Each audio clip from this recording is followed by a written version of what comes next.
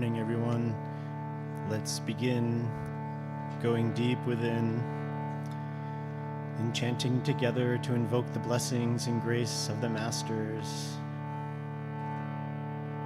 And let's begin with chanting the sound of Om together.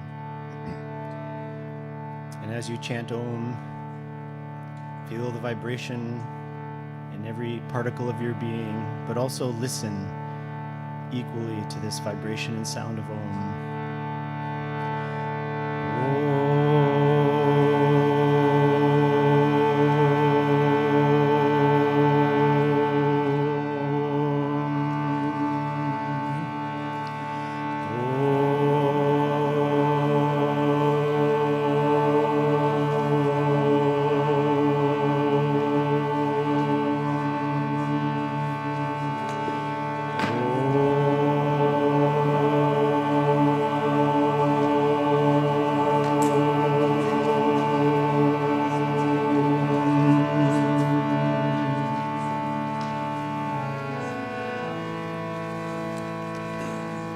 Let us chant now, no birth, no death.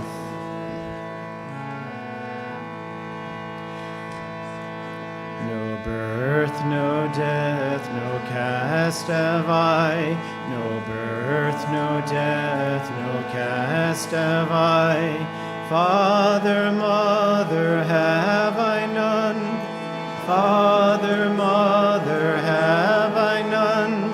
I am he, I am he. Blessed Spirit, I am he, I am he, I am he. Blessed Spirit, I am he, I am he, I am he. Blessed Spirit, I am he, I am he, I am he. Blessed Spirit, I am he. Minor intellect, no ego feeling. Minor intellect, no ego feeling. Sky, no earth, nor metals am I. Sky, no earth, no metals am I. I am he, I am he. Blessed Spirit, I am he. I am he, I am he. Blessed Spirit, I am he. I am he, I am he. Blessed Spirit, I am he. I am he, I am he. Blessed Spirit, I am he. Beyond all fancy, formless am I.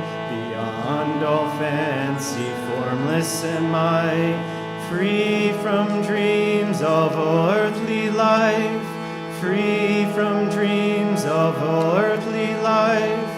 I am he, I am he. Blessed Spirit, I am he. I am he, I am he. Blessed Spirit, I am he. I am he, I am he. Blessed Spirit, I am he. I am he, I am he. Blessed Spirit, I am he. I am he, I am he. Blessed Spirit, I am he. Bondage I fear not, I'm free in thy joy. Bondage I fear not, I'm free in thy joy. Free, oh free, Lord, free in thy bliss. Free, oh free, Lord, free in thy bliss. I am he, I am he. Blessed Spirit, I am he. I am he, I am he. Blessed Spirit, I am he. I am he, I am he. Blessed Spirit, I am he. I am he, I am he. Blessed Spirit, I am he. I am he, I am he. Blessed Spirit, I am he.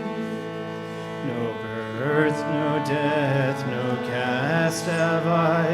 No birth, no death, no cast have I. Father, mother, have I none. Father, mother, have I none. I am he, I am he. Blessed Spirit, I am he. I am he, I am he. Blessed Spirit, I am he. I am he, I am Blessed Spirit, I am He, I am He, I am He. Blessed Spirit, I am He, I am He, I am He. Blessed Spirit, I am He. Beyond all fancy, formless am I. Beyond all fancy, formless am I. Free from dreams of all earthly life, free from dreams of all earthly life. I am He, I am He, blessed Spirit, I am He, I am He, I am He, blessed Spirit, I am He, I am He, I am He, blessed Spirit, I am He, I am He, I am He. Blessed Spirit, I am He, I am He, I am He. Blessed Spirit, I am He. Bondage I fear not, I'm free in Thy joy. Bondage I fear not, I'm free in Thy joy. Free, oh free, Lord, free in Thy bliss. Free, oh free, Lord, free in Thy bliss. I am He, I am He, blessed Spirit, I am He, I am He, I am He, blessed Spirit, I am He, I am He, I am He, blessed Spirit, I am He, I am He, I am He, blessed Spirit, I am He, I am He, I am He, blessed Spirit, I am He. No birth, no death, no cast have I. No birth, no death, no cast have I. Father, mother, have I none. Father, mother, have I none. I am He, blessed Spirit, I am He, I am He, I am He, blessed Spirit, I am He, I am He, I am He, blessed Spirit, I am He. Minor intellect, nor ego feeling, minor intellect, nor ego feeling. Sky, no earth, no metals am I. Sky, no earth, no metals am I. I am He, I am He, blessed Spirit, I am He, I am He, I am He, blessed Spirit, I am He, I am He, I am He, blessed Spirit, I am He. Beyond all fancy, formless am I. Beyond all fancy, formless am I. Free from dreams of all earthly life, free from dreams of all earthly life. I am He, I am He, blessed Spirit, I am He, I am He, I am He, blessed Spirit, I am He. Bondage I fear not, I'm free in Thy joy. Bondage I fear not, I'm free in Thy joy. Free, oh free, Lord, free in Thy bliss. Free, oh free, Lord, free in Thy bliss. Free, oh free, Lord, free in Thy bliss. Free, oh free, Lord, free in Thy bliss.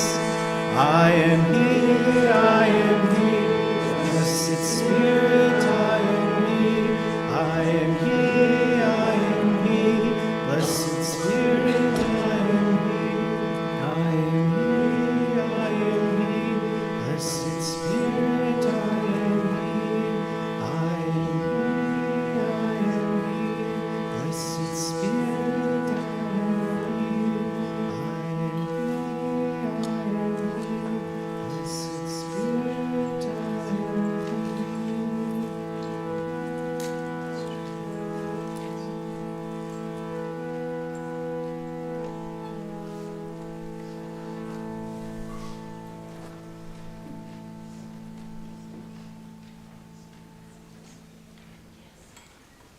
Let's meditate a few moments.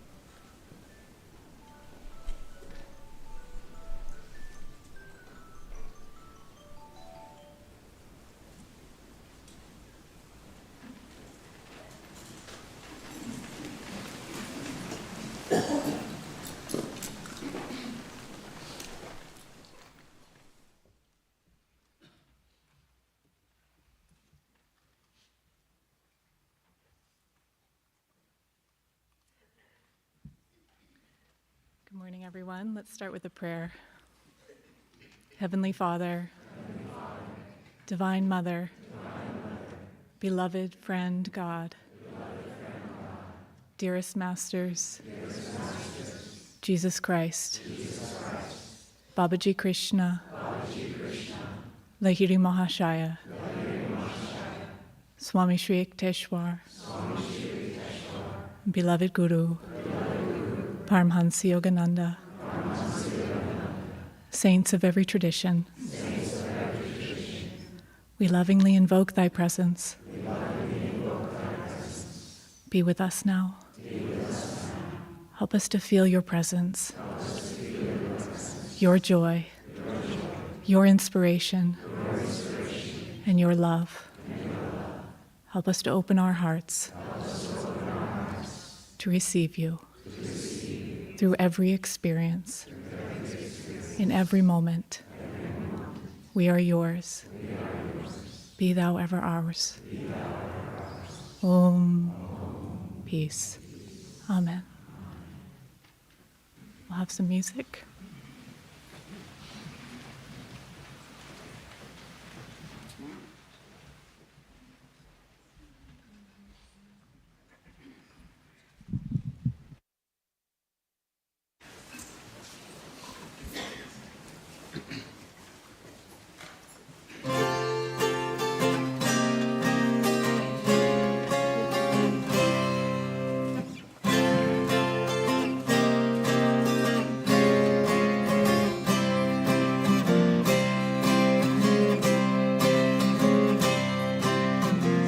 men call it progress. Down with those who doubt.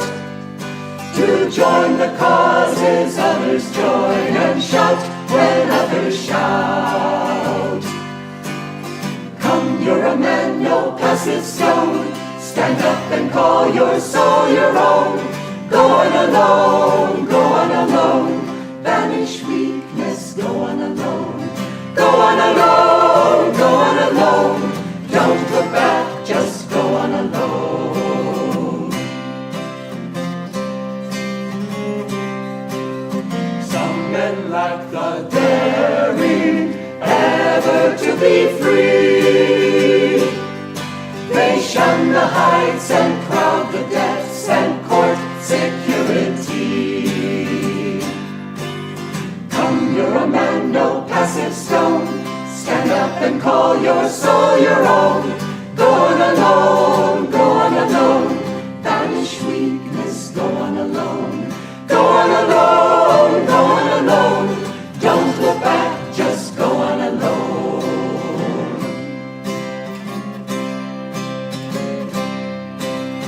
Cowards see but pride in singularity. Oh, never mind if men are wrong, so long as they agree. Come, you're a man, no passive stone. Stand up and call your soul your own. Go on alone, go on alone. Banish weakness, go on alone. Go on alone, go on alone. Don't look back, just go on alone.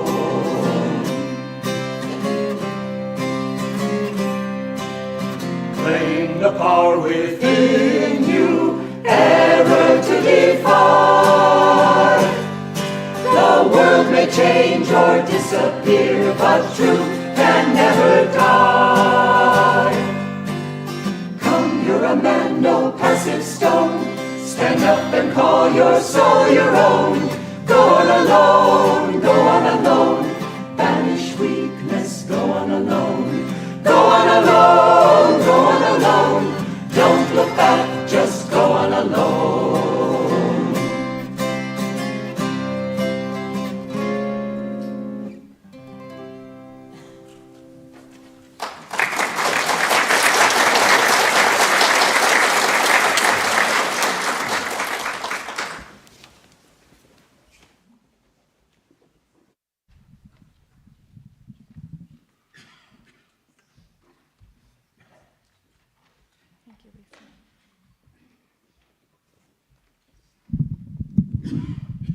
Thank you.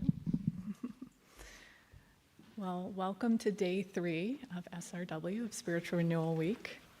And I really can't start without at least commenting on the concert last night. It was so beautiful.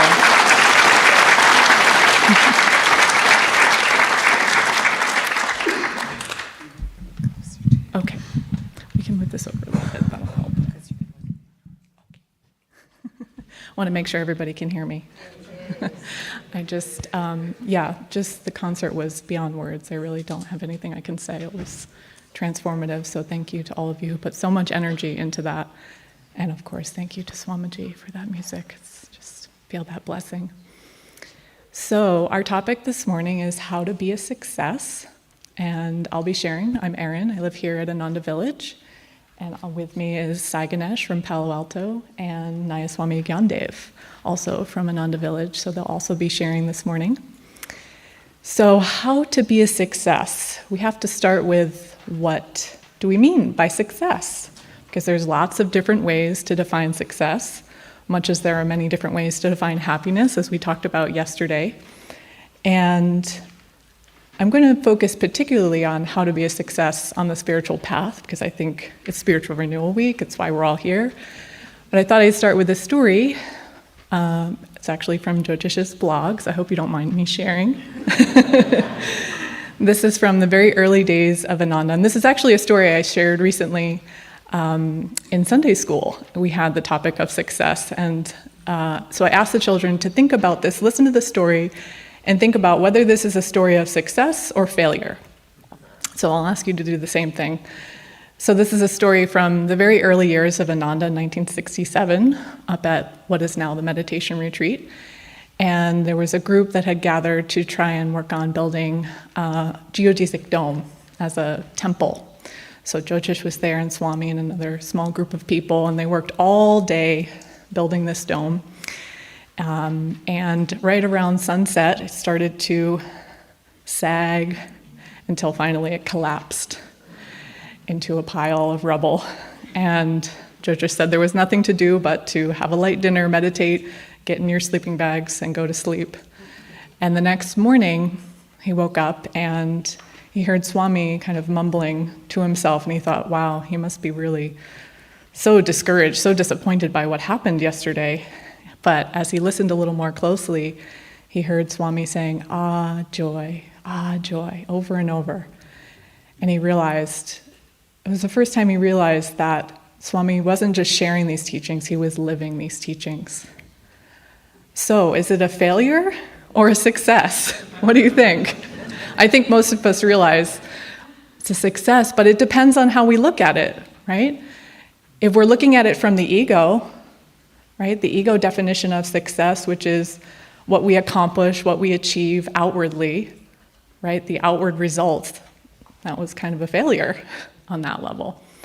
But if we look at it on a soul level, if we think about what Yogananda said, that we're here to be educated and entertained, we start to think about success in terms of what we learn and how we grow and how we expand through our experiences, not just what we achieve outwardly. And we start to see that success is not so much a destination, but a consciousness. Success is not so much what happens to us or what we do, but who we become through those experiences. And the masters, Swami, Yogananda, show us that we can have that consciousness in every circumstance, in every experience of our life, even the failures, even the challenges. We can be a success. We can have that consciousness of success.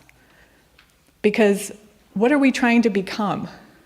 We're trying to become our true selves. We're trying to get back to that bliss, that joy.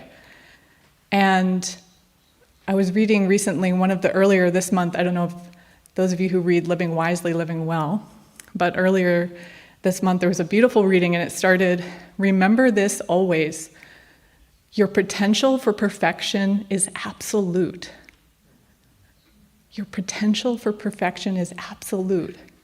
Because as a soul, you're bliss, you're perfect already. There's nothing to achieve, there's nothing to become. You're already perfection. Now we get tricked though, because as Dion so beautifully illustrated yesterday, the world itself is not set up for outer perfection. There's always a fly in the ointment.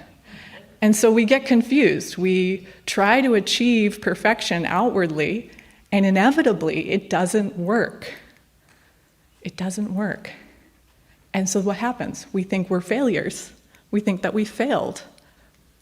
But no, we have to decide, are we going to try and be a success from the outside in or the inside out? It's just the same as with happiness, as they were talking about yesterday. It's an inside job. And so how do we develop that success consciousness that we can take through all of life? How do we develop that? Well, one of the greatest ways, one of the greatest opportunities that I've experienced in my life for how to develop success consciousness is by facing challenges, facing my tests, facing my failures. And we see that in the lives of the saints as well. That the way that we become stronger, the way that we find our way back to our true self is by facing our karma, facing our challenges. And so I'm going to talk about 3 ways in particular that we can work with our challenges, work with challenges in life to have that, try to develop that success consciousness. So I'll talk about acceptance, right attitude, and God remembrance. So acceptance. Swami said, success depends to a great extent on one's willingness to accept reality as it is. So the first step is accepting that there are challenges. Much as we might like to deny that, there are challenges in life. We all know this.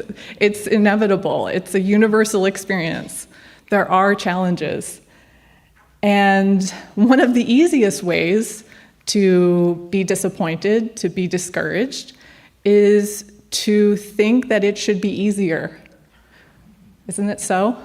Especially when we come on the spiritual path. We start to meditate, maybe we move to a spiritual community, and we think, this is it. Now things are really going to get going. Things are going to be good. Everyone's laughing here because we know that's not the truth, right? We know. Sometimes when we start on the spiritual path, things get harder, if anything, right? Because God knows we're really in it for real. And so expecting it to be easy, it's a setup, isn't it? I mean, think of the saints. Think of the masters, think of Swami and Yogananda, how many challenges they had, how many difficult things were not easy for Yogananda when he came to America. Things were not easy for Swami trying to start this community. So why do we think we're going to have it easy? If we want to become masters, if we want to become saints, if we want to realize our true self, it's not going to be easy. It's not going to be a smooth ride. One of my favorite stories is from the life of Saint Teresa. She was an incredible saint, had many things that she overcame in her life. And later in her life, she was dealing with many health challenges, but still traveling all around Spain, setting up convents and nurturing these nuns. And so she was traveling with a group of her nuns at one point. It was in the winter, and they needed to cross a river. And her nuns crossed and got to the other side safely. And as Teresa was crossing, she got swept away. And so her nuns thought she was lost, but somehow she was able to get herself to the other side. She's standing on the other side, dripping wet in the dead of winter, and she prays to God, "Why did you let this happen?" And Jesus appears to her, and he says, "Oh, Teresa, don't be sad. Don't worry. This is how I treat all of my friends." And we often remember her playful response, which is, "Ah, Lord, that's why you have so few." But I think it's important to focus on what Jesus said to her, which is what Jesus said, which is, these challenges are here. I bring these challenges to you. This is how I treat all of my friends, those who are committed to me. You're going to have challenges. So don't worry. Don't be upset by that. But we have to remember, too, that acceptance isn't passive. It's not just sitting back and saying, oh, well, yes, life is what it is, and what can you do? We have to put out energy to accept what's coming to us and to work with it and to overcome it. And there's a wonderful story, one of my favorites, about Swami when he was traveling in Australia. And he ended up on a little island off the coast, and the next day he needed to give a talk in the evening on the mainland. And he, throughout his life, had suffered from terrible seasickness every time that he was on a boat. And so he thought to himself, well, I can't show up to this talk, green at the gills, as he says. And so when he got up the next morning and getting ready to get on the boat, it was especially rough seas. He thought, I can't show up sick. And so he got on the boat, and every movement that the boat made, instead of bracing himself, instead of resisting every movement, he made the strong affirmation, yes.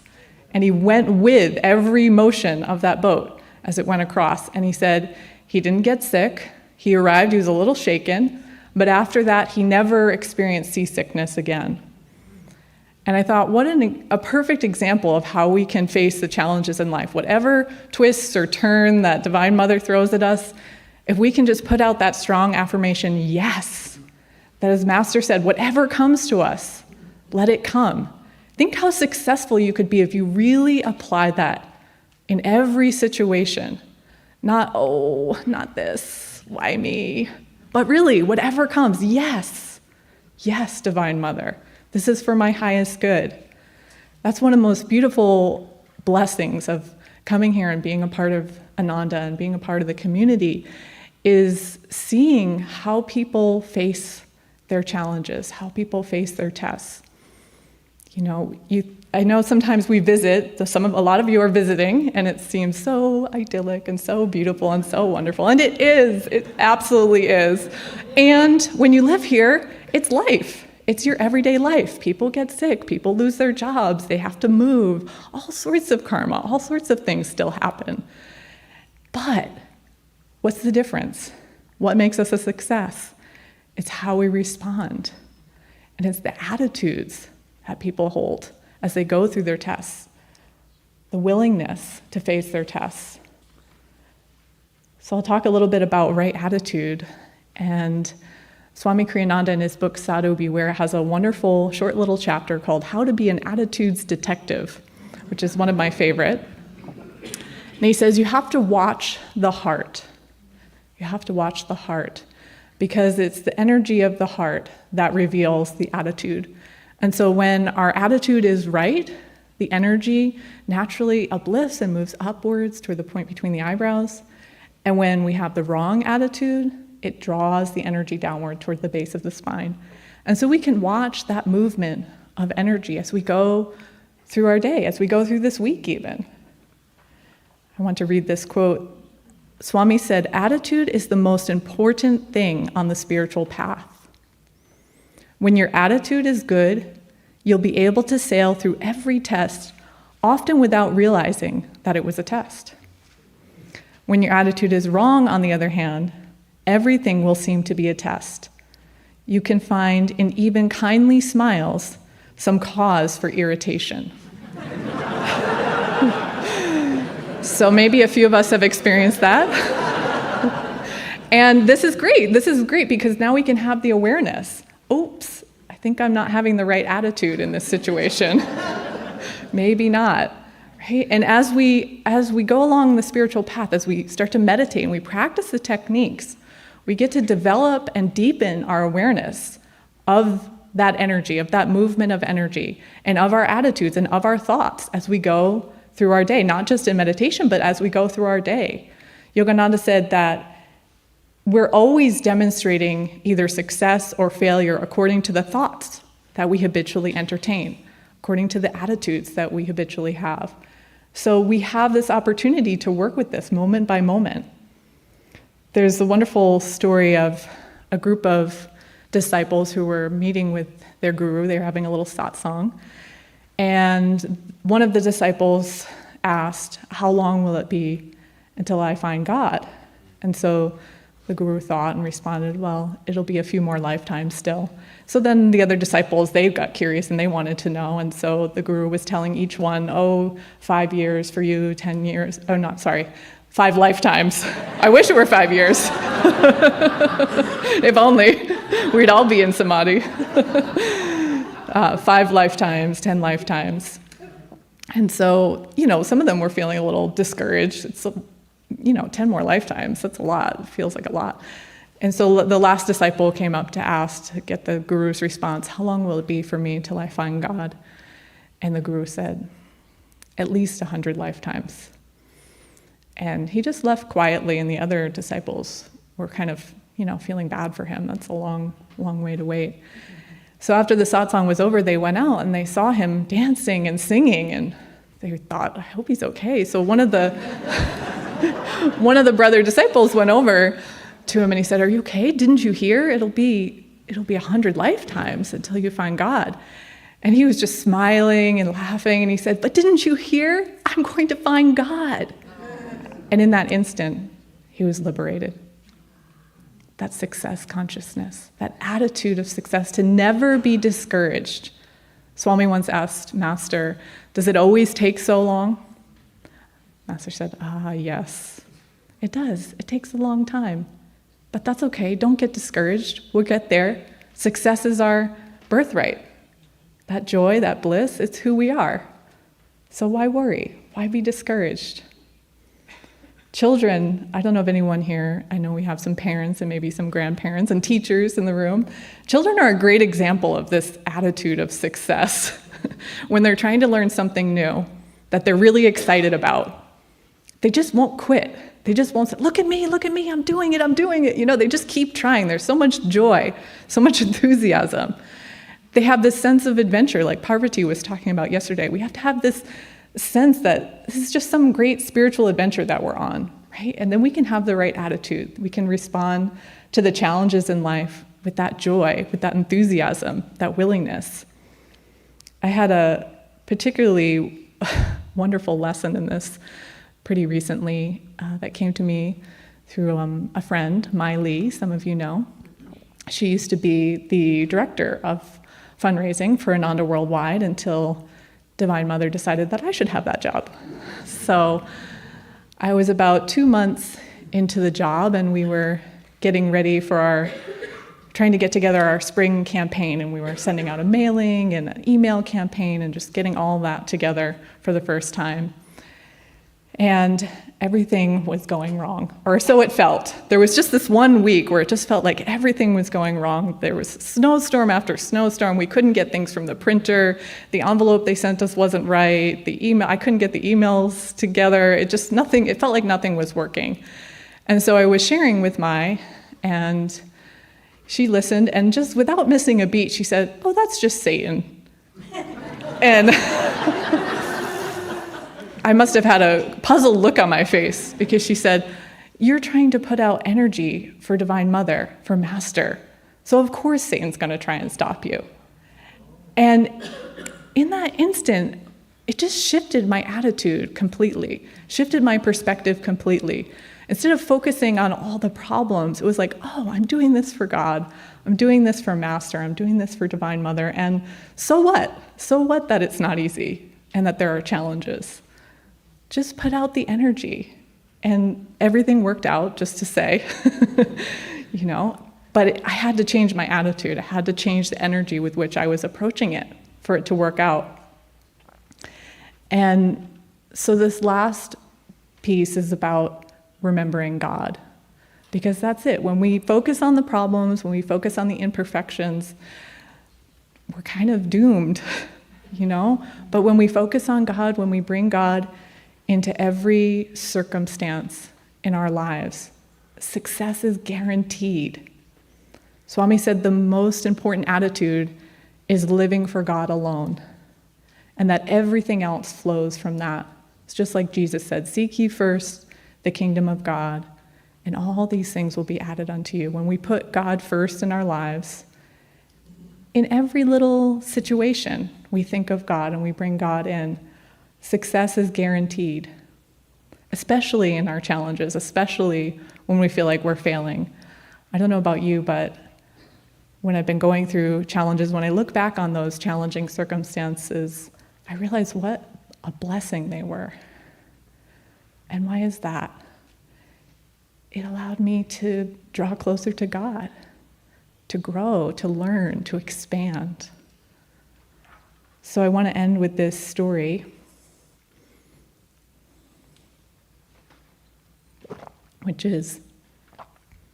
starts with a group of saints who were living in a hermitage in the jungle, and they were living a very beautiful, peaceful, idyllic life, always happy and smiling. But one day there was this one saint who thought, I'm a little tired of this saintly happiness. I think I'd like to experience kingly happiness for a day.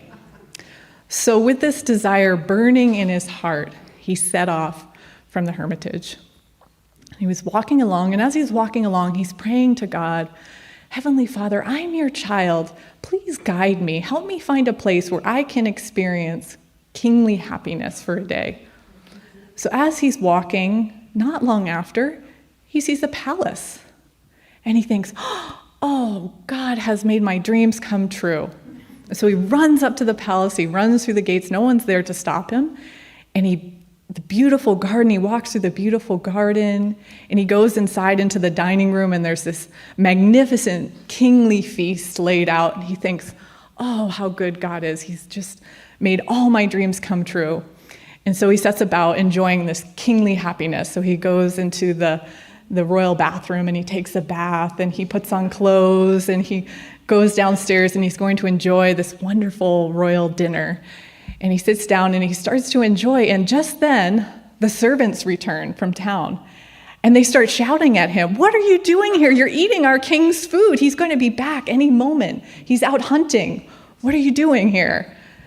And the saint, thinking that this was a test from God, calmly replied, "Oh, I am a dear friend of the great king, and he sent me here to enjoy this royal happiness for a day." So the servant said, "Oh, of course," and they let him finish his meal, and they brought him upstairs to the royal chambers to sleep and got him comfortable. And not long after, a couple hours later, the king's herald, came back. And he said, "The king will be arriving shortly, and he wants to have a beautiful feast ready, hot food ready when he gets back." And the servants are kind of looking at each other nervously. Didn't he send his friend to enjoy the meal and to sleep in his bed? And the herald just absolutely loses his mind and can't believe that there's this beggar saint in the king's bed. And so he tells the servants to go and get sticks and drive him out. And so this saint is awoken from his dream of kingly happiness, being beaten and shouted at. And all he can do is laugh. And the more they beat him, the more he laughs. And it just infuriates the servants, so they just keep beating him more and more until they beat him unconscious and leave him outside the gates of the palace. And one of his brother saints finds him there and carries him back to the hermitage and starts to feed him milk. And the saint slowly starts to regain his consciousness, and the brother saint asks, "Do you know who it is that's feeding you milk?" And the beaten saint laughs a little, and he says, "Yes, it's God, the same God who beat me for wanting to have kingly happiness for a day is feeding me milk now."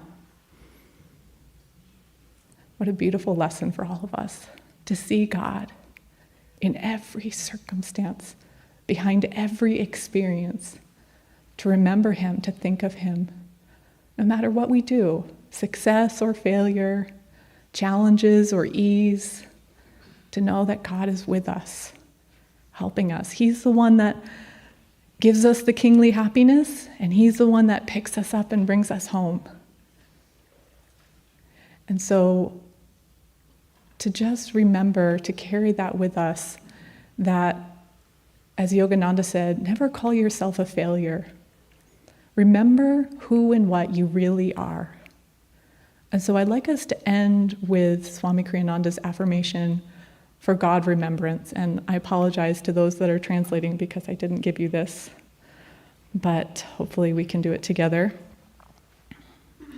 So let's all sit up a little bit and let's affirm, as Master taught us, first in a loud voice with a lot of energy, and then taking it more and more inward. And I invite you really to carry this with you through the rest of this week and maybe beyond.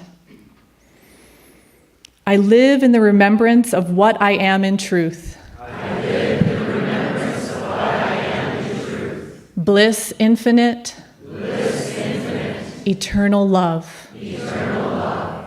I live in the remembrance of what I am in truth. I live in the remembrance of what I am in truth. Bliss infinite. Bliss infinite. Eternal love. Eternal love. And now in a whisper, I live in the remembrance of what I am in truth. Bliss infinite. Eternal love. And now silently, I live in the remembrance of what I am in truth. Bliss infinite. Eternal love. And one last time, drawing the focus up to the point between the eyebrows, up to the superconsciousness, and affirming with energy, silently, I live in the remembrance of what I am in truth. Bliss infinite, eternal love.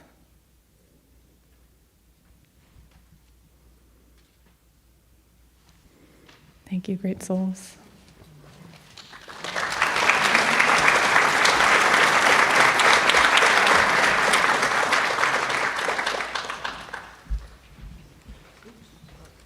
Thank you, Erin. That was beautiful. Good morning, friends. It's a joy to be sharing this morning with all of you. I want to start by reading a quote by Swami Ananda. This is from The Art and Science of Raja Yoga.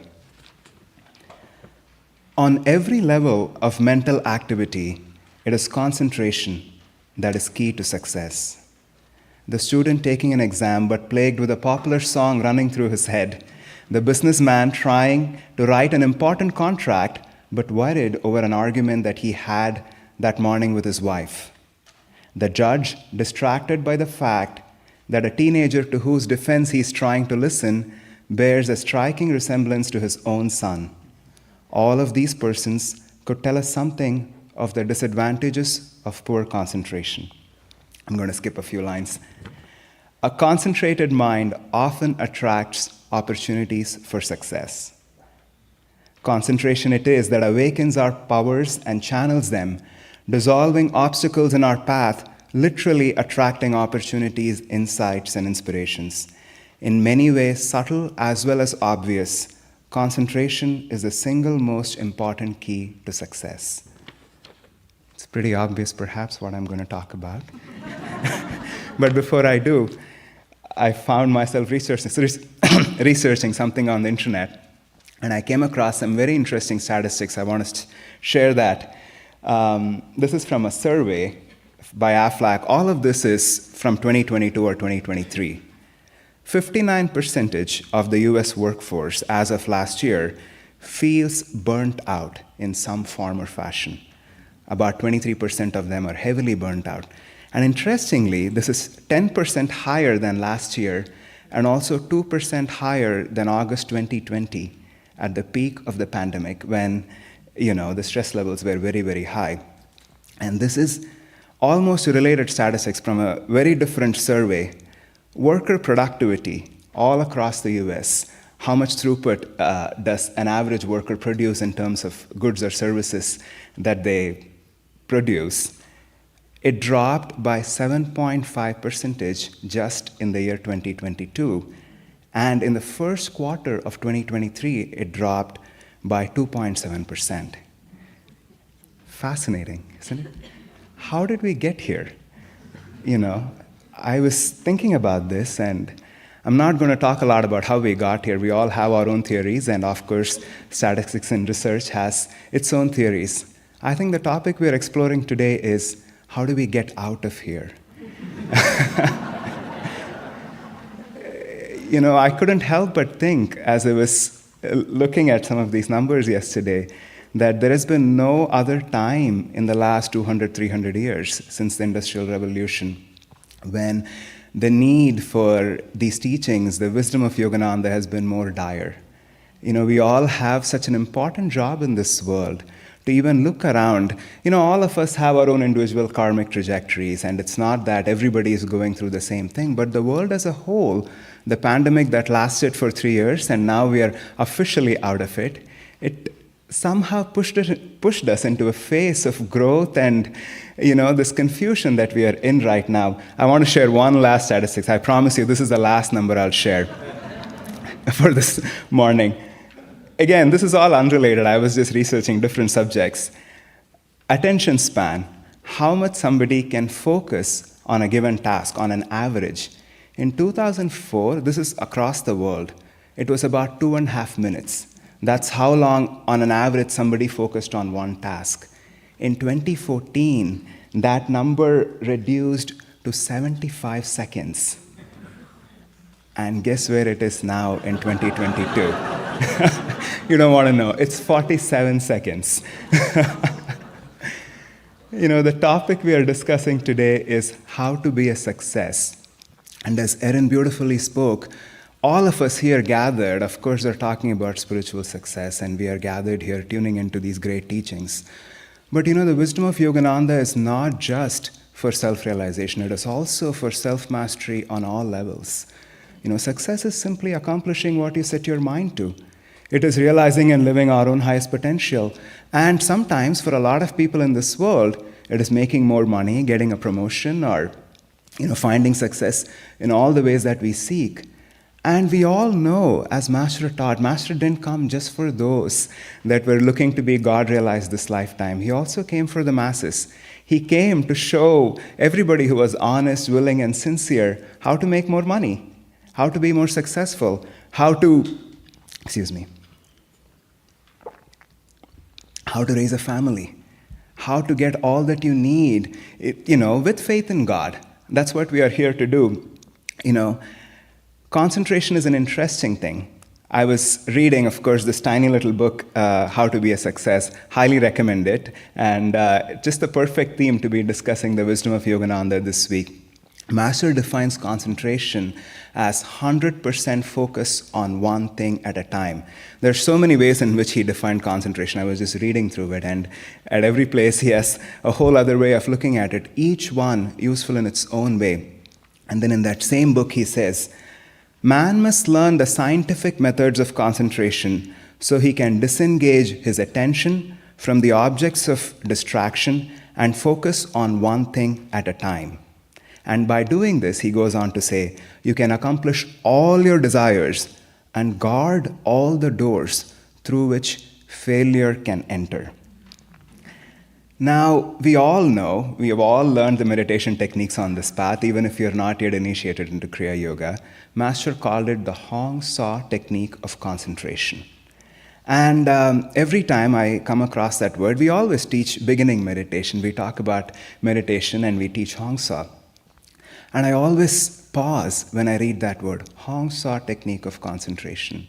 What was he talking about? What was Master sharing through the energization exercises when he was training our willpower to channel and direct energy? Of course, he defined meditation itself as concentration on God, but the Hong Saw technique and our meditation practice is essentially training in concentration. And the most important thing for us, which is what I'll spend the next 15 minutes talking about, is how do we extend it beyond our meditation practice? How do we train ourselves by patient application of willpower to focus on one thing at a time? I'm going to share something Nayaswami Devi shared a couple of years ago. I have no idea if you remember this, but it really made a deep impact on me. Jyotish and Deviji were visiting Palo Alto, and we had these small satsang groups. It was very informal and just question and answers. And I don't remember what the question was or what her answer exactly was, but I remember this one line in her response which stuck with me. She said, multitasking is of the ego. I don't know if you remember this, but that line spoke to me in that moment, and I have to tell you, over the last 2 or 3 years since I heard that, anytime I feel busy or overwhelmed with to-do lists, which I'm sure all of us have, and all of us have been through phases where we are trying to navigate a large list of things to do, I always tell myself, multitasking is of the ego. It's been my mantra, a very useful one. And I'm sharing this also with a lot of confession now. I consider myself a chronic multitasker in recovery. And for many years now, I'll say, I came to California. It's been 12, 13 years now. It was because I had a job in high tech, and I had a fairly fulfilling career until the last 5 or 6 years. I started serving Ananda full time. And, I think people liked working with me. I was fairly successful in that tiny little world of whatever it is that I did. And one of the things, this was the funny thing, I always considered my strength to be multitasking, that I could do many things at a time. I was always in a meeting while responding to an email and eating lunch with my left hand. It was very typical. But many years ago, the thought already occurred to me, even before Deviji said that, maybe I shouldn't be doing this.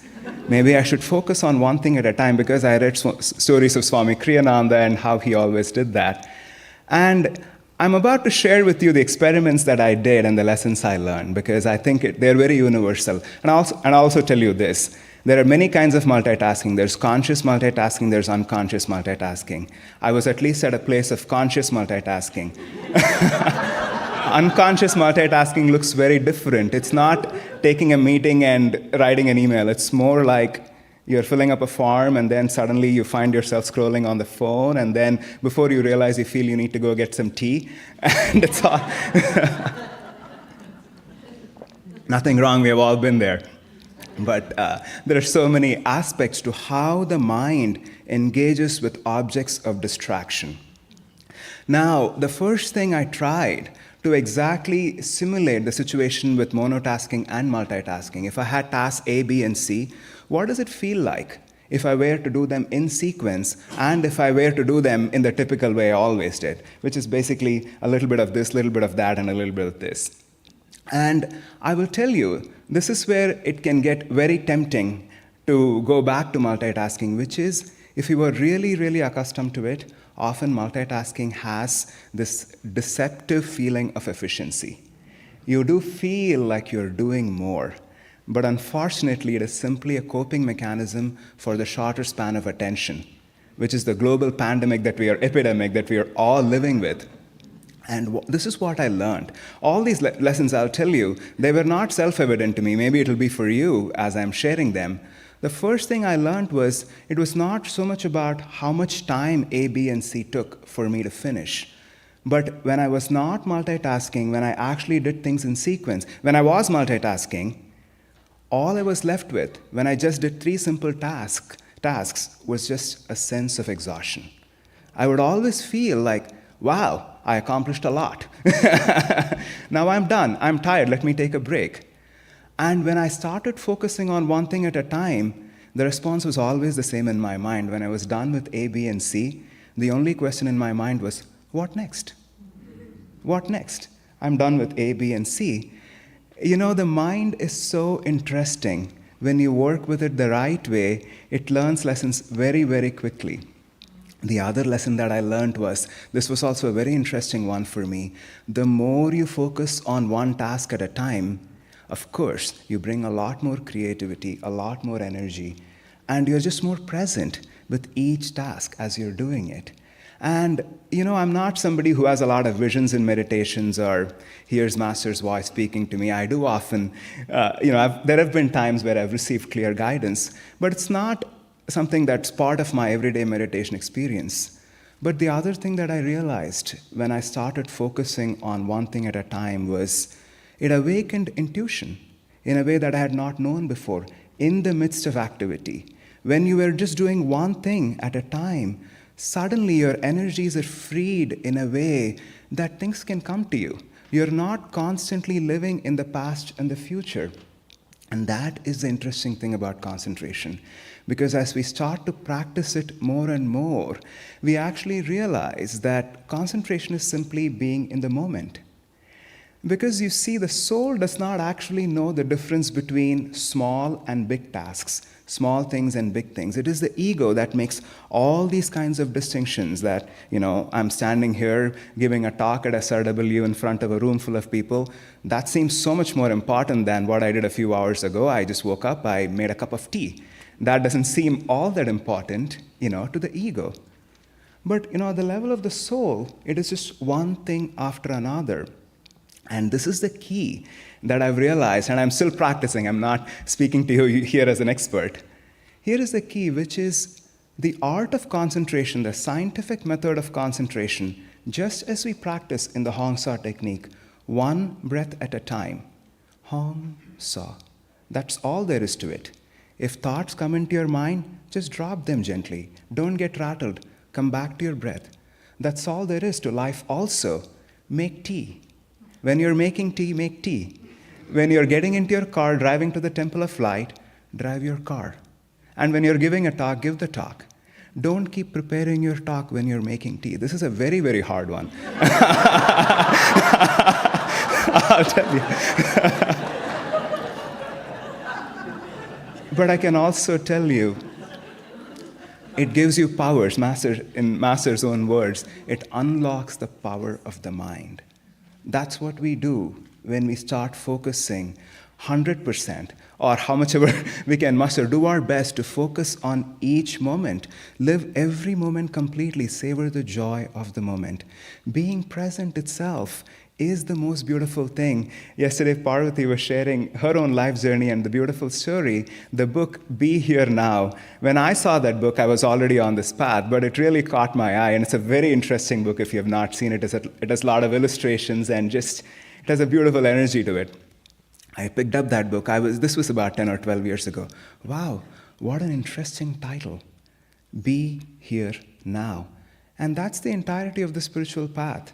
In a way, there is meditation that happens every morning and evening, Kriya Yoga, all these things that we are doing to train ourselves, but we have to experiment with these teachings in daily life, the real lessons that we need to learn to train our willpower, to patiently apply it, to concentrate to the best of our abilities. We start noticing so many changes. We start learning lessons about ourselves. We start discovering what is holding us back from experiencing success. I was talking of self-mastery. I was thinking about this yesterday. The word self-realization kept coming to me, of course. That is the goal and that is the key to success. But I was refraining from using that, not because, I'm speaking to a room full of people that are already drawn to Yogananda and these teachings. But self-realization seems to imply a quest for truth, somewhere in there, accepting a larger reality of bringing in divine into our life, whereas self-mastery is simply working with ourselves. It is applicable for everyone, not just for all of us who are gathered in this room, but as I was saying, even for those that are seeking material success. And again, in this book, and in a lot of Master's writings, if you see, he talks about it very strongly and clearly. He encourages us to pursue with honesty and integrity whatever goals that we wish to pursue in this life. In fact, material success in itself can be spiritual training if we did do it with honesty, integrity, sincerity, and ultimately give it back to God. We grow a great deal. And that is what success looks like. Success ultimately is spiritual success. We have been hearing, yesterday we had 3 beautiful talks, all talking about how we cannot find happiness outside. And I was thinking, as I was meditating on this topic yesterday, that didn't stop anybody else from looking for whatever it is that they want outside. And that's okay. All that we need to do is be here now, to work moment by moment, to start training our willpower, start training our power of concentration, to be able to look at everything, with that eye of intuition, with a pure heart, start living in that moment. There is a verse from the Bhagavad Gita, it's chapter 2, verse 50, and I'm going to share the second part of the verse in Sanskrit, not because I want to look scholarly, you will know in a second why. This is how the verse goes. This is the second part of that verse from the Gita. Tasmad yogaya yujasva yogaha karmasu kaushalam. Now, put in context, verse 250 of the Bhagavad Gita, this is how it's often translated, and this is the most appropriate contextual meaning, literally speaking. Krishna is telling Arjuna, strive to achieve perfection in yoga because of all the actions that you can do. Yoga is the most righteous. Yoga is the supreme-most action that you can do in this world. But this phrase, the Sanskrit phrase, yogaha karmasu kaushalam, this is often used in India in emblems for educational institutions, and I've seen it in many places growing up without even knowing this was from the Bhagavad Gita. That can be interpreted in a few different ways based on how you split the propositions in the grammar of the sentence. The other meaning that you can read from that phrase is yoga is a pursuit of excellence in everything you do. And that is the key to success. The key to success is yoga, and what yoga is pursuing excellence. And that does not mean, it goes without saying, it does not mean excellence is not just winning the Oscars or, playing at the Carnegie Hall. Yes, they're all great accomplishments. If one has the karma to do that, if one is training themselves to accomplish, that's all good. But excellence is moment by moment. What are you doing? How are you making that tea? Did you spill it all over the counter as you're pouring it into the cup? That is excellence. How are you chopping your carrots for dinner? The dish looks better. The carrots cook more evenly. It is so much more appetizing to eat if they are more evenly cut. But are we taking... You can tell. I have a particular passion for just cooking. I have to share a story. This is just a slight little tangent. One of the ways in which I enjoy serving in our community in Palo Alto is I've been cooking these large banquet meals for many years. And I've been cooking the Easter meal at least for 7 or 8 years now. And generally, there's either a roast potatoes or roast root vegetables. So the carrot example was not as accidental as one might think. And, I'm cooking for 100, 140 people and have a whole, crowd of helpers. And now you're telling everybody how to cut the potatoes so they will roast evenly in the oven, or how to cut the carrots so they will all roast evenly. And I can tell you from my experience leading a crew in the kitchen, everybody just has a different skill level when it comes to the knife. And a whole other perception of what is evenly sized. I've learned to work with it, and I've learned to assess people's individual skill levels and find what would be the best task for them in the kitchen. But pursuit of excellence is everything. Pursuit of excellence is what we are doing all the time. It is not about developing a particular skill or a talent, all of which is related to success. Success ultimately requires that we develop a certain skill or a way to do things. But excellence is in everything. Excellence is simply bringing our best to a particular situation, to the task at hand. Growing up, I was trained in music, in Indian music. And in my early adulthood, the years of my college, and when I started, after I graduated, for that part of time, I had a wonderful music teacher. And I would go to her house. I was a vocalist. I would sing, and she would sing a phrase. Indian music is very different. It's not everything can be notated. Also, although there is a notation, there's so many microtones that you have to just emulate. You have to attune to the teacher and try to produce it yourself. And she would sing a phrase. And I told her very clearly, I have no interest in performance. I'm not training to be a performance artist. I'm just singing for my own pleasure. But somehow she decided that she needed to set a high bar for me, that I needed to train to be a performing artist. And she would sing a phrase, and I would sing. And then soon I realized, after a couple of months of learning with her, that each phrase I was going to sing 20, 30, 40 times, just over and over again. And after singing 20 times, I would just feel a little frustrated and exhausted. And there'll be this moment of pause. And with a lot of hesitancy, I would just look at her. I will always ask, would you like me to sing this again? And invariably, she would just smile. She rarely gave compliments. I don't think I ever heard a compliment from her in the years I spent with her. But she would smile and say, yes. And then oftentimes, I'm being very honest with you, I would not ask. I would sing the next 10 times. I would just gently move into the next phrase and go on. But, nothing was left unseen. When I came back next day to her house, she would go back to the same phrase. She will remember. I was never training to be a performing artist. But now I look back at it and I realize I was training in concentration, in persistence, in the pursuit of excellence. And that's where success comes from. As Erin was beautifully sharing, success and failure, these are very confusing. We don't even know what they mean. The real golden rule of concentration, I'll end with this, is the most important of all: relax. Because we cannot concentrate unless we are relaxed. We cannot focus. We cannot be in the moment unless we can also relax. Relax, have fun. We don't even know what success and failure really mean. What we think we want, what we think we need. Only God knows, only Master knows. Yesterday we had that astral concept. We were all transported, to a different realm for that hour. And, I was going to say one of my favorite songs. Each one of them is. But the first song we sang, Brave Were the People, I love these lines from the song. The battles they fight, the victories they win, are never the victories they know. And that's the story of all our lives. We don't know. We don't know what success and failure is because we don't even know what battle we are fighting. We don't know what victory looks like. You think you go to an interview, and if you didn't get a job, maybe that was not success. But when you got that rejection, perhaps you were calm in accepting it. And that was the whole point of that interview. Maybe the lesson that we needed to learn was not to crack the interview, but not to have a meltdown when we were faced with rejection. And that was success. So we don't quite know what success and failure are.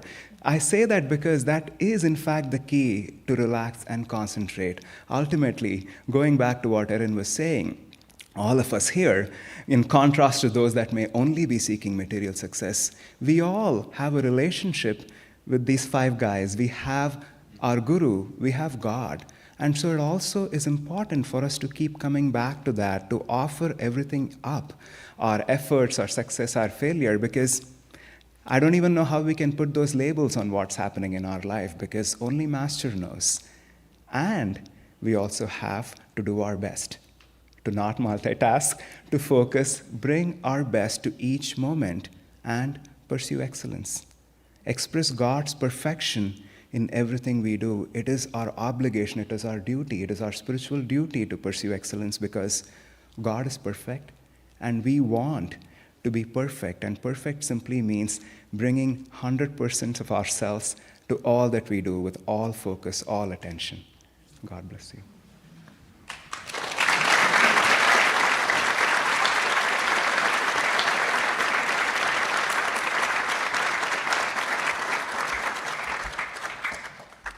Let's stand up and do a little stretch.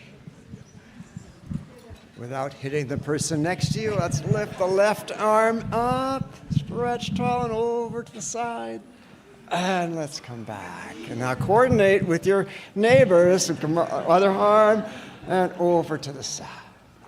Again, the left,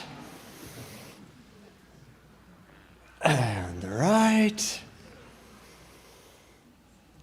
and relax down. Some would say that success is knowing your left from your right.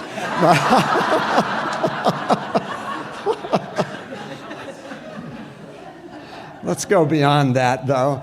Let's do another technique that Master said to overcome brain lag. Wrap the skull all over. I'm going to be talking about the brain a little bit. Let's get it awake and ready.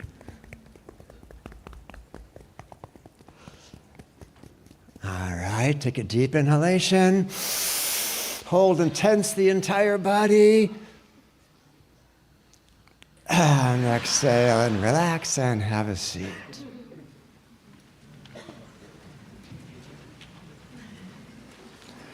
So here's the book. You need it. It's really a wonderful book. The How to Be a Success is just a terrific compilation of Master's teaching on success. But I wanted to start by sharing something. I don't think it's in this book, but it's one of the very first things I ever ran across that Master said when I started to look into success. And he said the following. Brace yourself. Here we go. If you have not achieved anything in your life, you may as well consider yourself as dead. Because, like a zombie, you are moving toward the valley of death.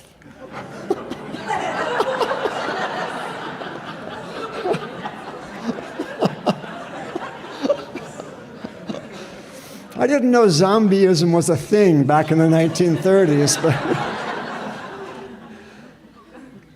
first, just one little qualification here. Anybody who had anything to do with the concert last night, whether singing or instruments or the technical crew or dancing fairies or even a spider, is officially not a zombie. But for the rest of us, naturally the question comes to mind, what counts? He said, if you've not achieved anything in your life, well, what counts as an achievement? In fourth grade, I got a blue ribbon at the state science fair. Does that count? It's eighth grade, I won the school spelling bee. Does that count? Do I need to be a CEO or a famous actor or a president of some country, or do I need to go all the way to the top and be a TikTok influencer?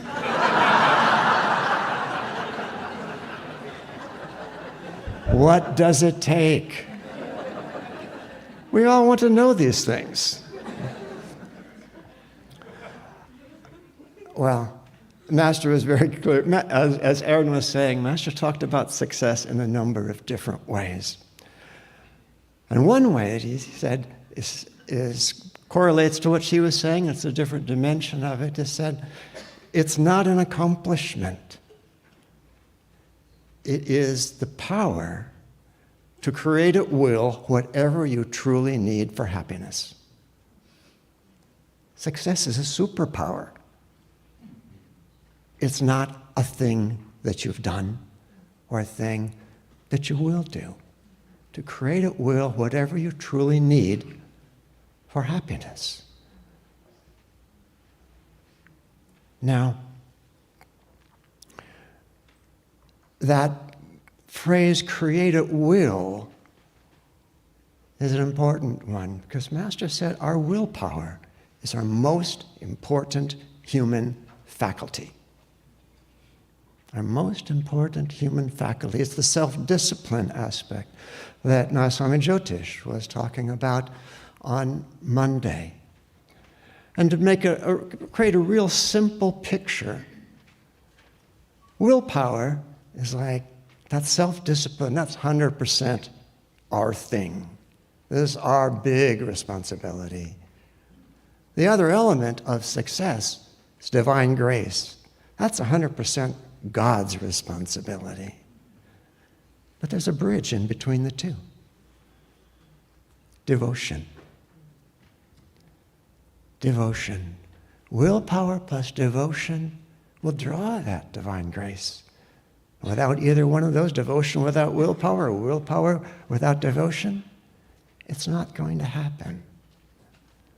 So I want to talk a little bit about willpower and how to use it, because we tend to think that what we need to do is accomplish this or accomplish that outwardly.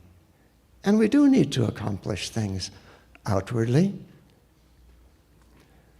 We also need to accomplish some things inwardly, and some very, very mundane things, things that might not appeal very much. To learn to deal with our habits of thought. Master said that our lives are controlled not by passing thoughts, not by your brilliant ideas, but by your everyday habits. Think about that. That's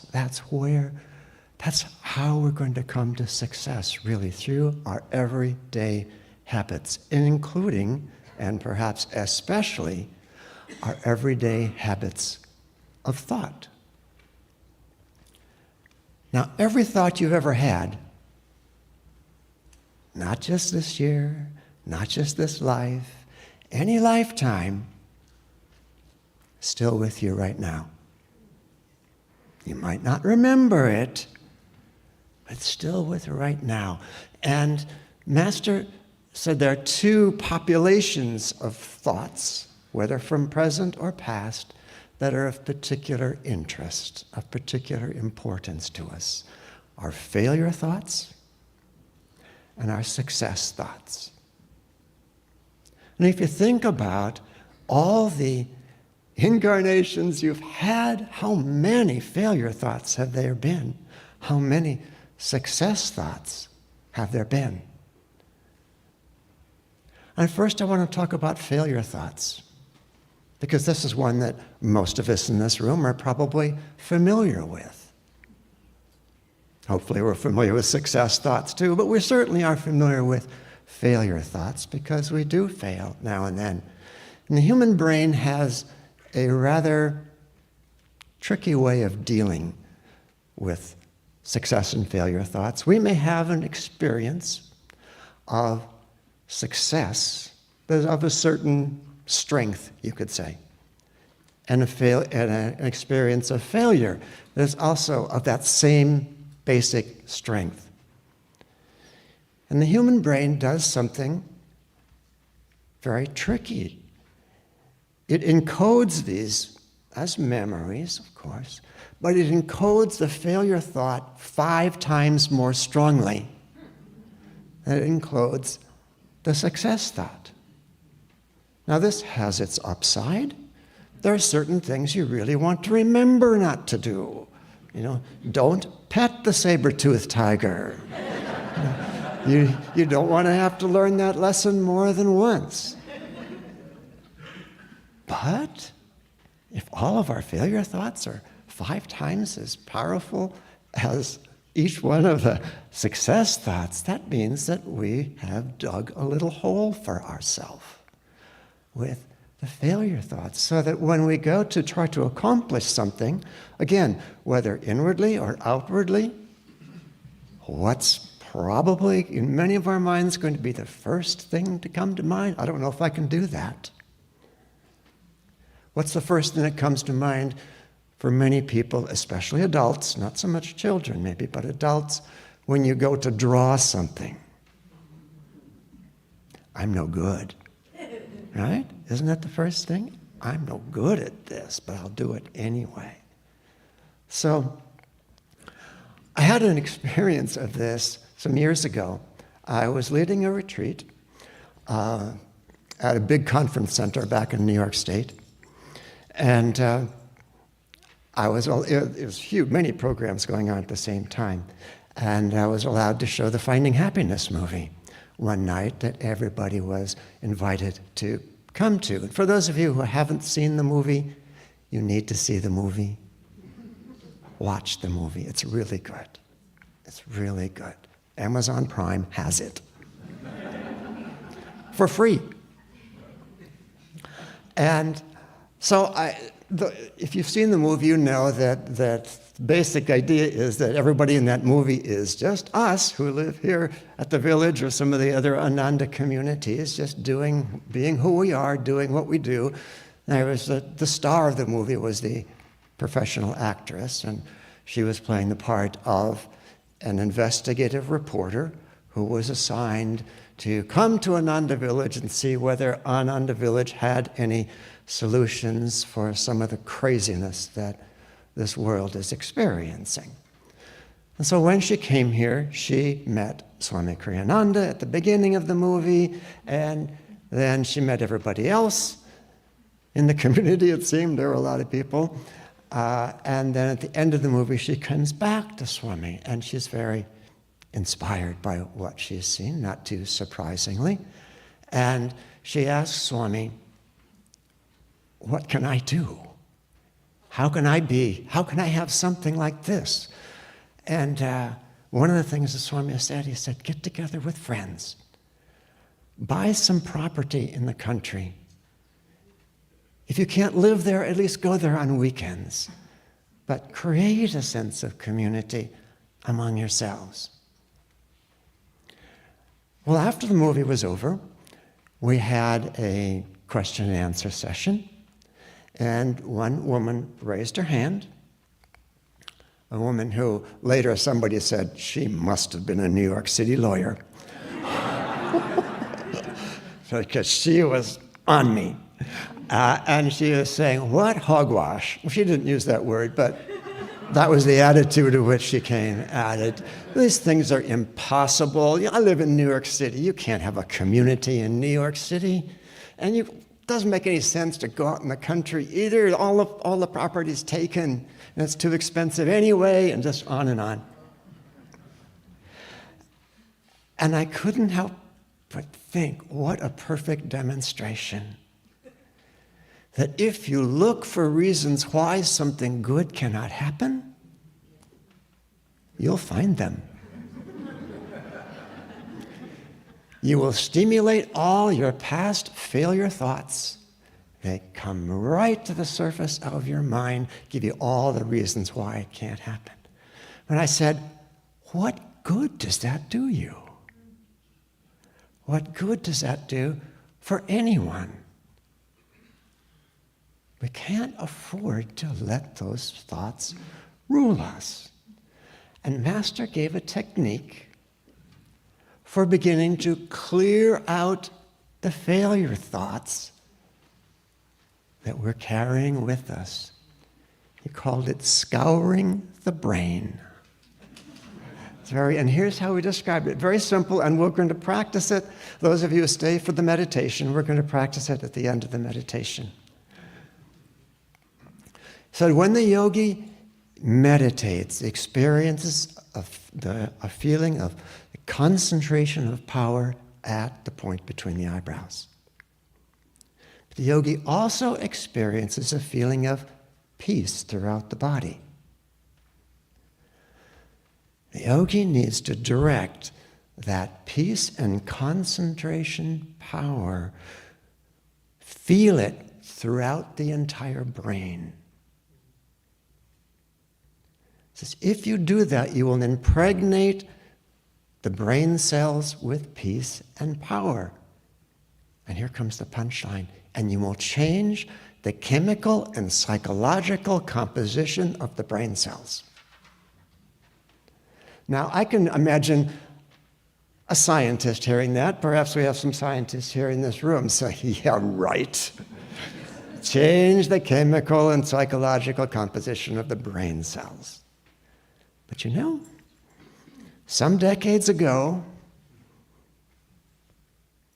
that guy over on the right-hand side of the altar said that meditation will change the physical structure of your brain. And I'll bet that scientists who heard that went, yeah, right. But now they're going, yeah, right. Stay tuned for what happens to your brain cells. So we're going to do that a little bit later, but feel free to be scouring your brain even now. It never hurts to run a little bit of power of concentration through your brain. We can stay concentrated more than 27 seconds. Maybe even more than a minute. But keep it going, because we want those failure thoughts not to have any purchase in our lives. Now, I have some bad news. I have to say this right now. And the bad news is, especially for couples, you cannot scour somebody else's brain.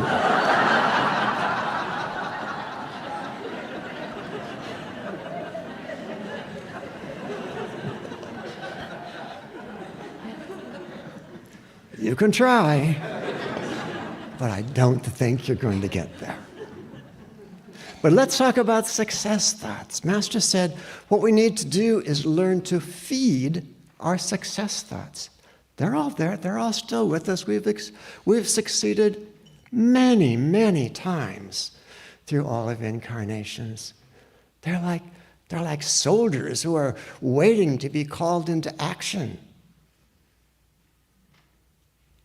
And Master was very strong about the need to do that, and he was very strong about generating the material that would show us how to do that if we would but practice. He wrote 3 books on the topic: Scientific Healing Affirmations, Metaphysical Meditations. Anybody think of a third one? Whispers. Whispers from Eternity. Okay? They're prayers and affirmations that are meant to literally feed our success thoughts.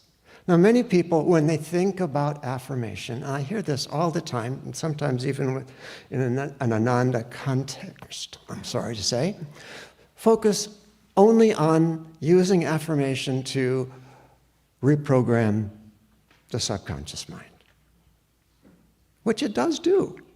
It does a wonderful job of that. But it can do so much more. So much more than that.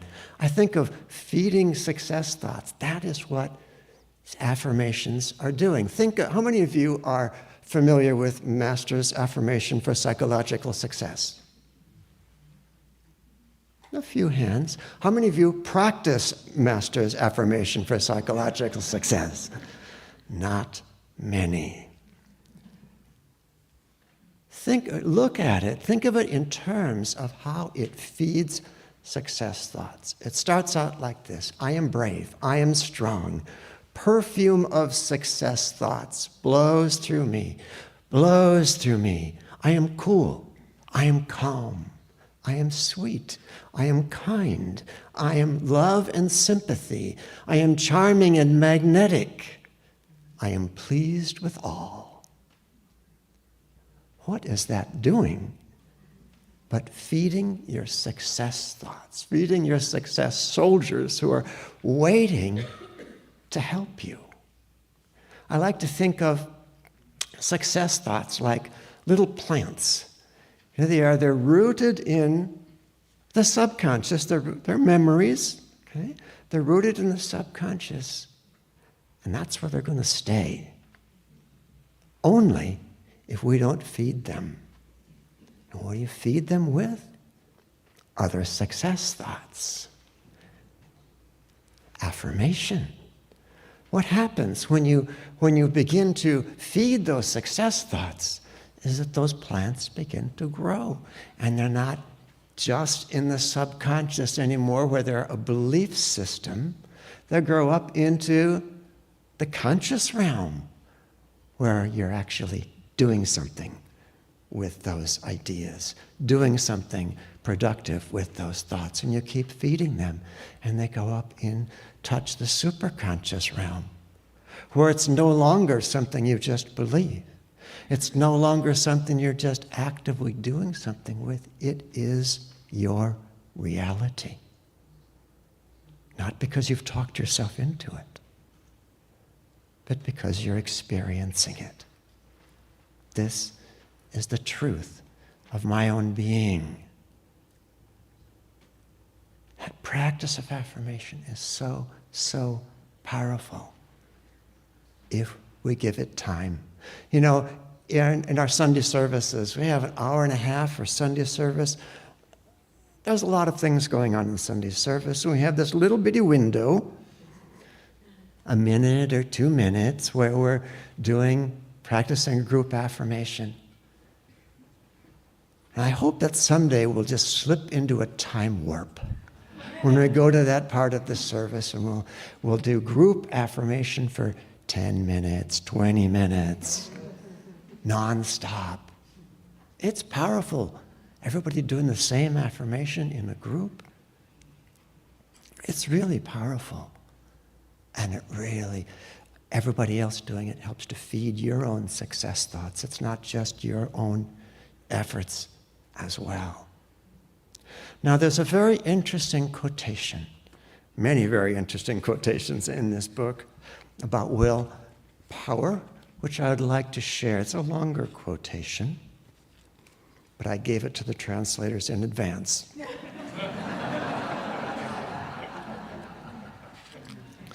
A strong will, by its dynamic force, creates a way for its fulfillment. By its very strength, the will sets into motion certain vibrations in the atmosphere. I go, whoa. Nature, with its laws of order, system, and efficiency, then creates circumstances favorable to the individual who exercises willpower. Whoa again. Will derives its strength from an honest purpose, lofty motives, and the noble concern to do good for the world at large. A strong will is never stifled. Now, what's going on here? There's certain vibrations set into motion in the atmosphere. Nature is creating circumstances favorable to us for when we exercise willpower. This is the law of magnetism in action. We can have willpower has an effect on the external world as well as on the internal world. And the effect can be strengthened through honest purpose, lofty motives, and the noble concern to do good for the world at large. What is that saying? Will that is not directed toward ego gratification has power. Now, unfortunately, will that is directed toward ego gratification can also have power, and it can get us in trouble. Anybody ever had that experience where your will took you to places where you really wish you hadn't gone? And I like to think of the adage, you never know how much you can do until you try to undo something that you've already done.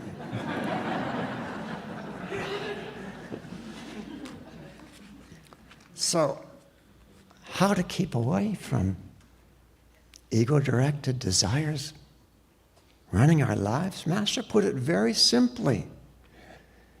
He said, a calm nervous system will lead you to success in every undertaking.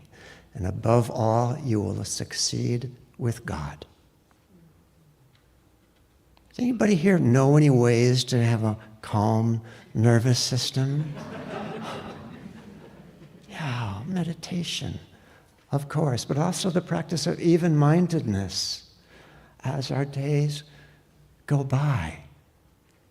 Bring us to a place of at least having a calmer nervous system, because a truly, perfectly calm nervous system is what the great sage Patanjali is talking about in his second Yoga Sutra. Yoga Chitta Vritti Nirod. Yoga is the neutralization of the whirlpools of likes and dislikes, of desire, of the very things that agitate our nervous system. If we can get to that place of pure calmness, or even, let's be realistic, calmer, okay, a calmer nervous system, coupled with honest purpose, lofty motives, and a noble concern to do good for the world at large, there's really no limit to what we can accomplish. What I'd like to do is take you through an exercise for success that Swami Kriyananda would often refer to. It's on one level, it's very simple, but it's also very profound, and I can vouch for its effectiveness as well. I'll give you here's what we're going to do. When you have a desire, where is it centered? It's centered in the heart. We're going to focus on the desire. You have that desire, going to feel that desire as a ray of energy, a beam of energy going up through your spine, forward to the spiritual eye, and out into the cosmos. A continuous beam, like our desires are continuous beam of light, beam of energy going out into the world at large. And just as an electrical current will generate a magnetic field around the wire that's containing that electrical current, so also there's a magnetic field around that beam of your desire. And like in the physical plane, magnetic fields have direction to them, so also does this subtler magnetic field around this beam going out from the spiritual eye. A magnetic field is drawing to you, tugging on the world, both outside and inside, to draw to you the object of your desire. And I'd like, just for the sake of power here, all of us to focus on the same desire. I think it's one we can all easily focus on, the desire to be able to share the joy and inspiration that you're gaining from this week with each other while you're here, and with others when you go home. Don't have to say anything. It's a vibrational thing, but just the desire to share that power, that uplifting power with others. So I'll lead you through this exercise to close our class. And just for us all to be on the same page, people always ask, which direction is the magnetic field rotating in? Let's all go clockwise today. Swami never said which direction. I don't think it much matters. But let's go clockwise today. So let's sit upright and close the eyes. Lift your gaze to the point between the eyebrows and feel in your heart a desire to share the fruits of this week, which are still many to come. To share the fruits in whatever way comes to you. Maybe not verbally, just vibrationally. Feel it in your heart, this very strong desire. And don't just feel the desire, but feel the feeling of being able to do that.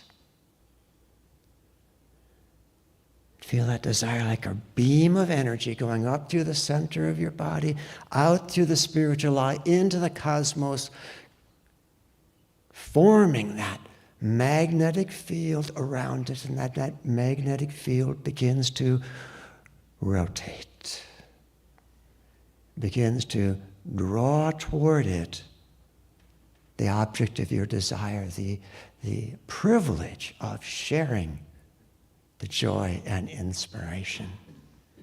Here's where the will comes in. With your willpower, rotate that magnetic field more strongly, not faster, more strongly.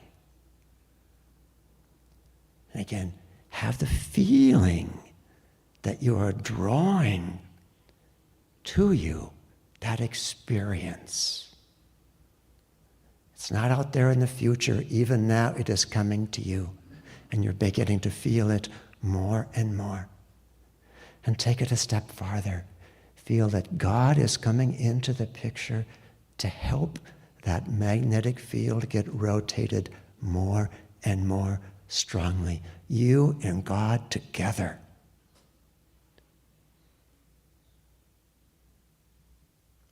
Just feel that. The privilege, the joy of working together with God on something that is an honest purpose, a lofty motive, noble concern to do good to the world at large. Enjoy that feeling.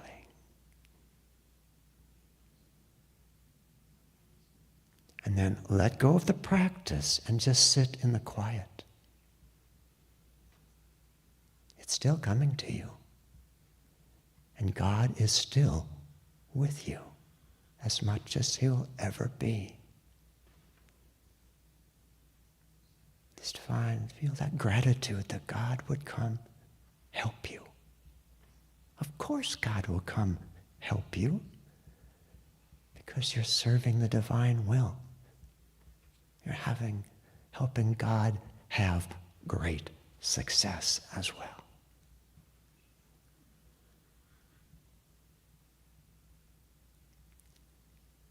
So I'll close with one last quote from Master.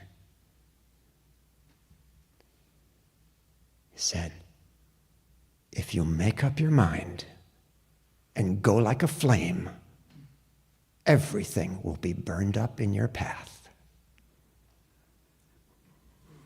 Om Shanti Shanti. Thank you.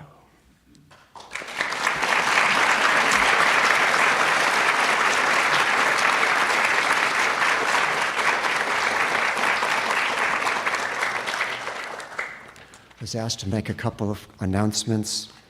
This evening, as you know, we'll have questions and answers with Jyotish and Devi. There's a basket in the foyer and paper so you can submit your questions after class. And you can also send, and if you forget to do it now, you can send them up to 4 o'clock this afternoon to Prashad at expandinglight.org. That's Prashad at expandinglight.org. And he'll get them to Jyotish and Devi. Also tomorrow morning here, we'll have a Pilgrim's Vow ceremony at 9:15. If you'd like to take the vow, please sign up on the sheet in the foyer. If you'd like more information about the vow, you can ask Mantra Devi or Krishnadas. Everyone is welcome to the ceremony, taking the vow or not. Lisa has a questioning look on her face. This is just what I was told to say. If it's not correct, then something is somewhere else. It'll be in the teaching temple? Okay, well.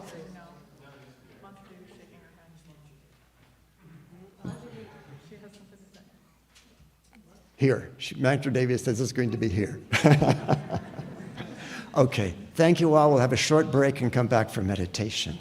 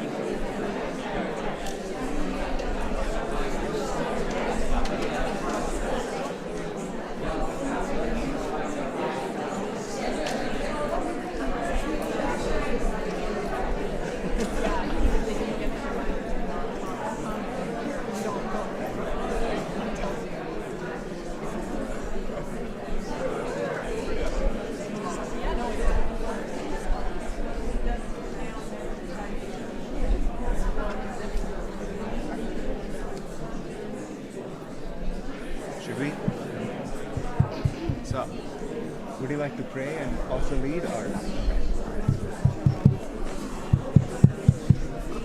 Hello.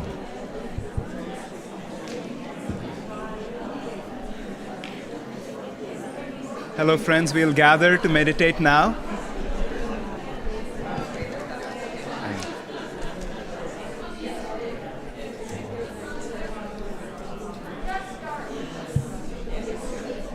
Let's begin our meditation with a prayer. If we can all settle in and pray together.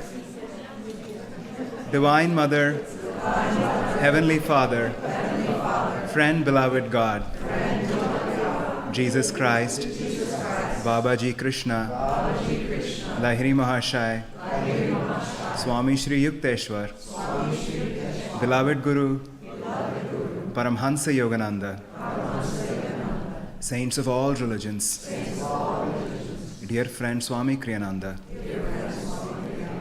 we humbly bow at your feet.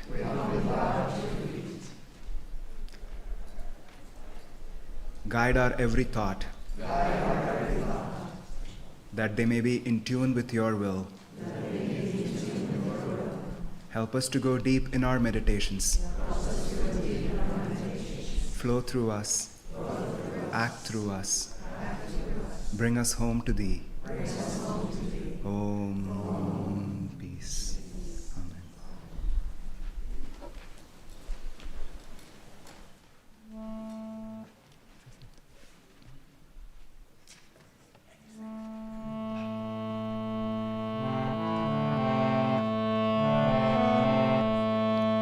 I want only thee, Lord, thee, only thee. I want only thee, Lord, thee, only thee. I want only thee, Lord, thee, only thee. I want only thee, Lord, thee, only thee. I want only thee, Lord, thee, only thee. I want only thee, Lord, thee, only thee. I want only thee, Lord, thee, only thee. I want only thee, Lord, thee, only thee. I want only thee, Lord, thee, only thee. I want only thee, Lord, thee, only thee. I want only thee, Lord, thee, only thee. I want only thee, Lord, thee, only thee. I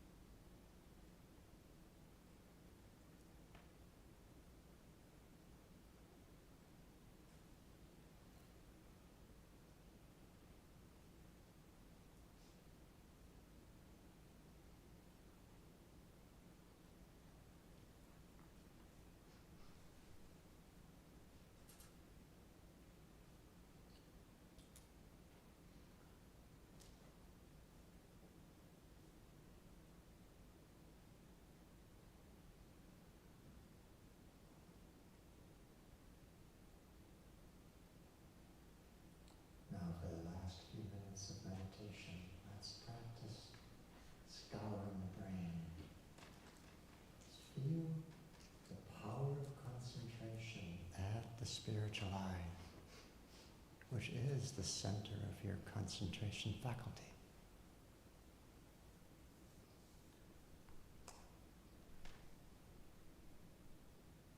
And feel the peace within your body.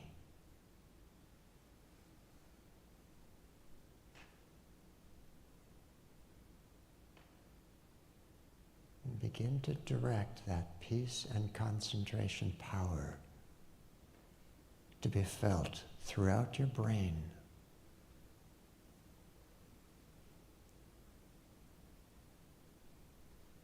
Don't be content with a mere visual image. Feel it. And if you're not yet feeling it, imagine how it would feel if you could feel it.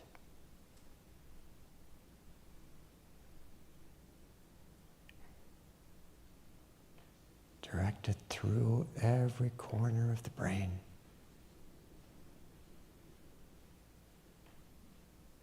Changing the chemical and psychological composition of all the brain cells.